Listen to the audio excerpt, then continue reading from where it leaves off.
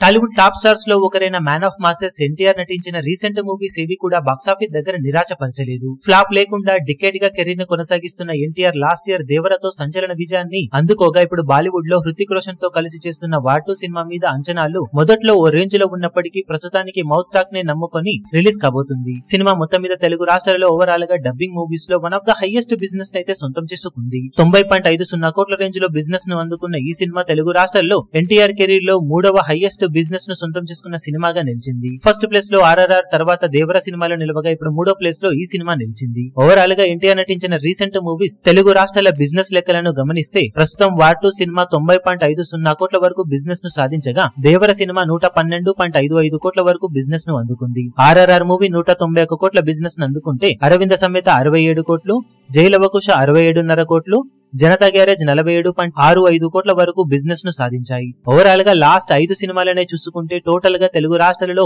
ఎన్టీఆర్ నటించిన లాస్ట్ 5 సినిమాల total business లెక్కలు 528.55 కోట్ల మార్కును అందుకోగా యావరేజ్ గా ఒక్కో సినిమాకు 105.71 కోట్ల రేంజ్ లో బిజినెస్ సొంతమైనట్లు అంచనా వేయవచ్చు. ఓవరాల్ గా అపజయం అంటే తెలియకుండా డికేడ్ గా దూసుకుపోతున్న ఎన్టీఆర్ వార్ 2 తో మరోసారి తన సత్తాను నిరూపించుకోవాల్సిన అవసరం ఏర్పడింది. మరి ఎలాంటి కలెక్షన్లతో ఎన్టీఆర్ బాక్సాఫీస్ దగ్గర దుమ్ము దుమారం లేపుతాడో చూడాలి. ఈ వీడియో మీకు నచ్చినట్లయితే లైక్ చేయండి, షేర్ చేయండి, ఛానల్ ను సబ్స్క్రైబ్ చేయడం మాత్రం మరవకండి. ఏ చిన్న అప్డేట్ ను మిస్ అవ్వకూడదు అనుకుంటే బెల్ ఐకాన్ ను ప్రెస్ చేయండి.